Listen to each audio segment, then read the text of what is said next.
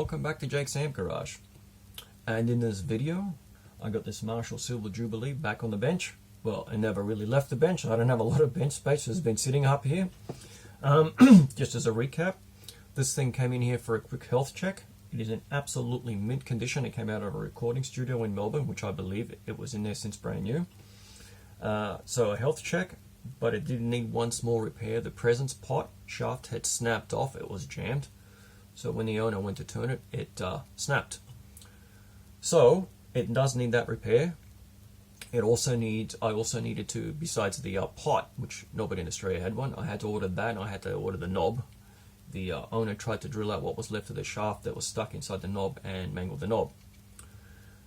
A day or so after I got that, I uploaded that video, a JCM 800, and its matching 4x12 cab came in, which needed a lot of work. So I thought I was going to get that video, the second part to that video, the JCM 800, done by, which would have been me opening up the chassis and taking a look inside just to see what it looks like when you run a amp without a load. But shortly after that video was uploaded, the parts for this guy came in, so I'm going to do this first because it's a simple fix. And then I'm going to show you guys, after I've done it and closed it all up, how I test the tone stack, which is pretty simple. I like to test the tone stack with all the other controls set to 0 if I can, but like I said, that Presence pot was stuck, and I think it was stuck at 6 or 7 or something like that. The parts that came in are this is the knob and the pot. So 22K pot. If you remember on that first video, once I'd taken the pot off, I measured it, but it was electrically somehow screwed up. It measured, from memory, I think about 22K from side to side, which is what it should have measured, and about 1K from the wiper to one side, but 21 point something to the other side. So it was out of whack. This one already measured. This measures at 20K from side to side, which is a little bit lower than I would expect, but is what it is. But when you measure from one side of the wiper to the other side of the wiper, they add up to 20K in this case. So the pot's electrically sound and it does turn. So I'm going to get this installed, and then once that's done, like I said, I'll test the tone stack and I'll show you guys how I do that. I'll try and give you guys a sound sample if I can. Like I said, this workshop's a little bit stuffed at the moment. There's not a lot of room in here. I'll do that, I know, on a follow-up video to this one. Mind you, I can do this. It's not that difficult. I grabbed that Laney the other day and just whacked it on top of that 4x12 cab and then let rip. Who wouldn't? If you got access to a 4x12, why not? The whole place was shaking and rattling. Shake, rattle, and roll, right? The 4x12 cab is here behind me with the JCM 800 on top of it. When I let rip with that thing, you could hear all the parts shake inside the parts drawer. There's not a lot of distance between the walls here, so you get the sound reverberating in this place, and my ears are still ringing. Why wouldn't you do that if you got access to a 4x12 cab? And I got to admit, that little Laney sounded great. Sounds fantastic for only 20 watts, I think it is. EL84 based amp. It's an amp I bought off a customer that brought it in here. He wanted something larger, but I'm glad he did. I ended up with a great little amp. So let's get started on this thing. The soldering iron's already, is it warmed up? It is warmed up, and we'll get this installed, which is going to be very simple. Leave the knob over there for now. Alright, so hang on, let's get this off of here.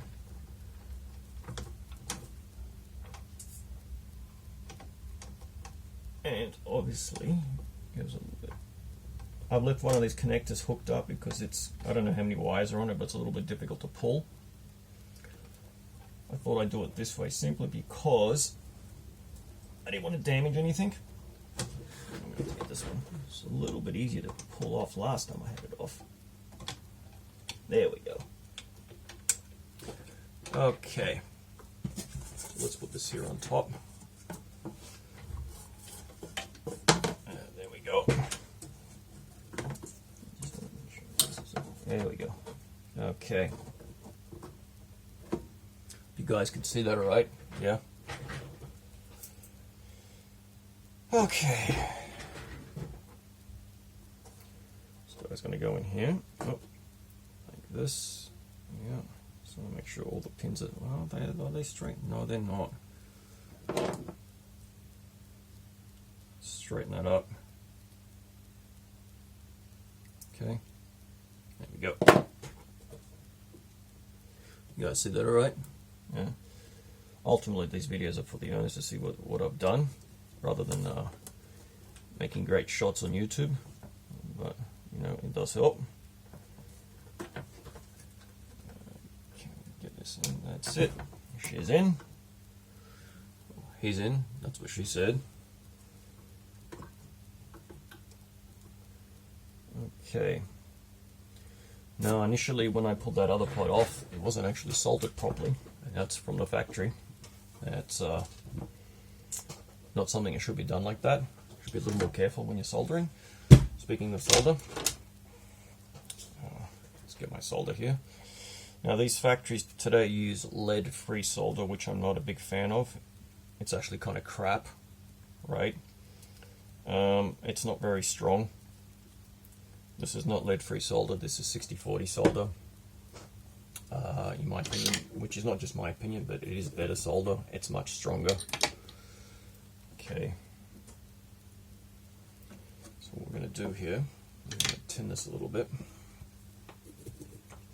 And turn my fan on. Let's see if I can get to this foot switch. Oh, there we go. You guys can hear that all right? Okay. So, just tin this a little bit here.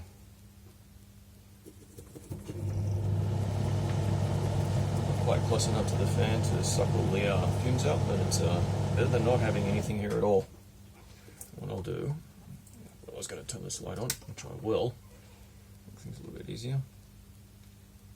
And there we go. So what I'll do, put a little bit of solder on here, and then I'll tack it into place, and then so I can hold it with one hand. Let's do this here. Okay, and then there we go. And I'll solder the other ones on properly. Before we do it, just take this here.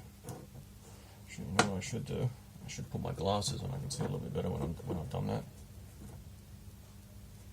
Okay, glasses, a little bit easier. There we go. Okay.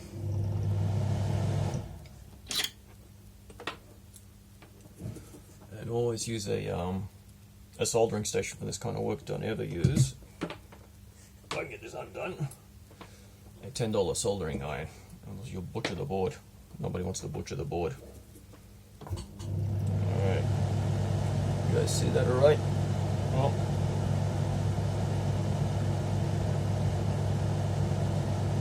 there we go.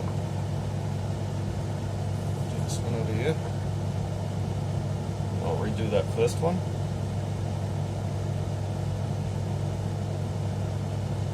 There we go. Nice. Just to make sure that's done right. Oh yeah, I'm going to redo this first one. First one's only really a tack solder just to hold it in place until I get these two, get the second and third pins done.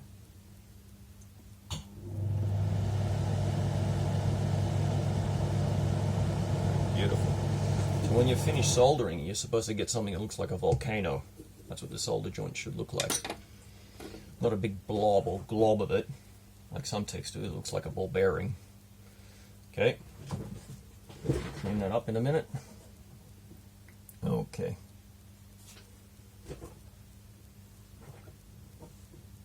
Alright.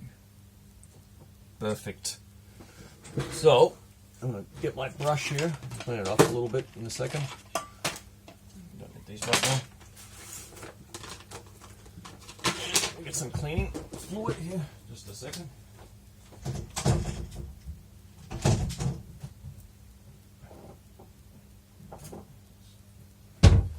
This is just to get all the flux off it. I mean, there's not much there because it's only, you know, three small solder joints. Just before I do, I'm going to check something here. Yeah, it's seated properly. Like I said before, it wasn't seated properly when I initially looked at unsoldering it or desoldering it. I'm going to do is spray a little bit of this on there and just to clean up the flux. Okay. Oh.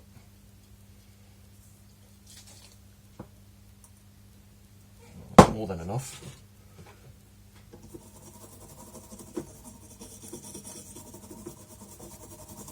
Clean it off. Smell the alcohol. Don't you just love that? That'll dry off. Okay. And we'll get ourselves out a rag.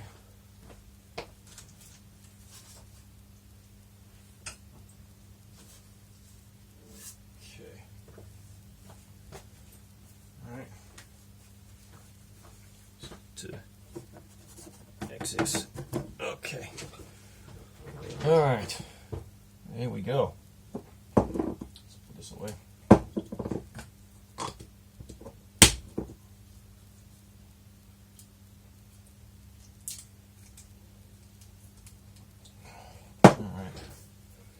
How does that look? That looks great. Okay. See, that one's turning nice and properly. Okay, so that's done. Put this away. Alright.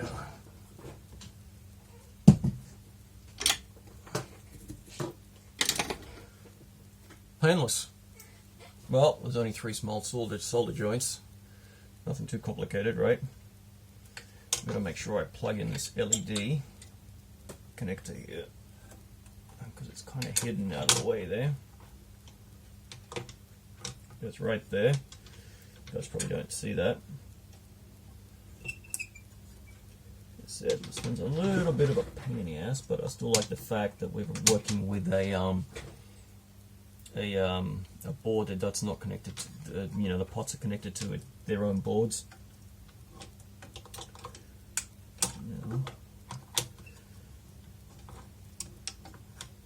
Let's get that out of the way.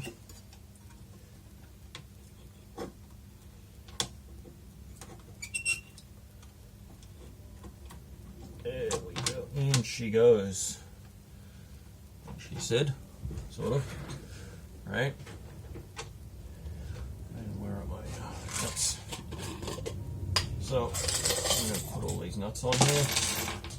If you remember, these were not what you'd call proper tight, as per usual. They were consistently loose. So I'm sure that's a factory thing. For whatever reason, that's the way they do it. I've got all my washers here. Okay.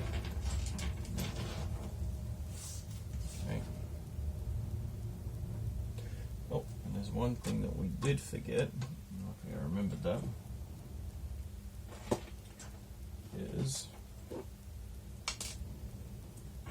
That's the old pot, by the way, and I got the old knob here somewhere.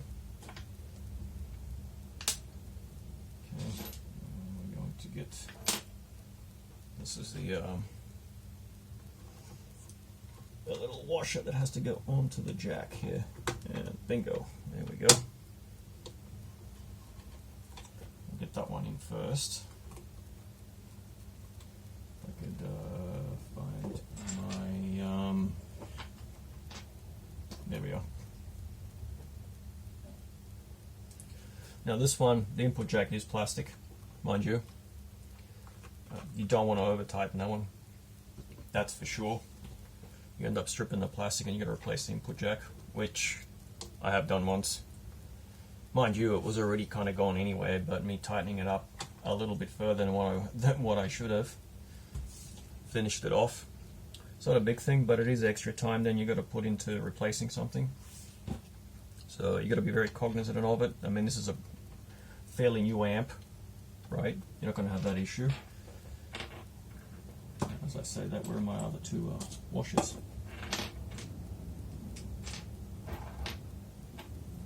Oh, there they are. There's one. They're both of them here, inside a knob. Yeah. Good idea, always put your parts into a container. I use a jar here, a plastic jar, simply because it can easily fall off the bench, hit your shoe, and who knows where it ends up, goes into the abyss some way. So this way you keep all the components together. So I'll just tighten these up finger tight for now, and then what I'll do is use a socket. Again, fingers only. Don't use it. Don't use the driver, otherwise you'll over tighten them. Even with the metal ones, you don't want to over tighten them because they seem to use the softest metal on the face of the planet to make these pots from. So it's not that difficult to strip them. And once you do, you're going to replace them. There's no fixing them. Okay, so finger tight, and then we're almost done. I'm going to hook these connectors back up. So what I think I'll do is, I had an extra nut over there. Have I not tightened all? Oh, yeah, there's one missing. Okay.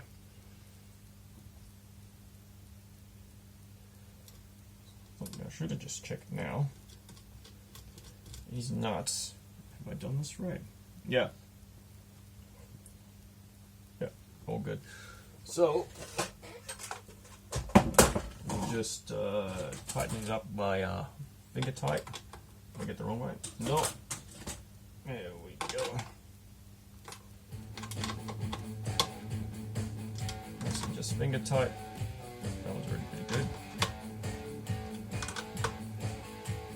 Okay. And last but not least. Alright. Here we go.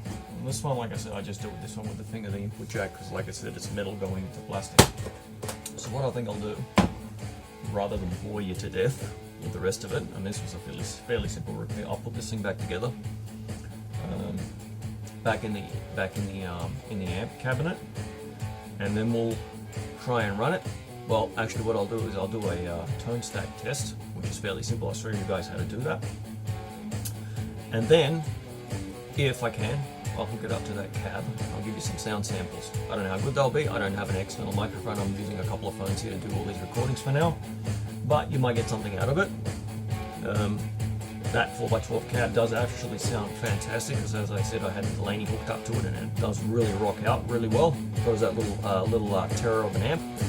So I'll get this done, and I'll come back, and I'll show you guys how to do a tone stack test, which is really simple. Okay, I'll catch you guys on the next video. Stay tuned for the next one. Okay, bye for now.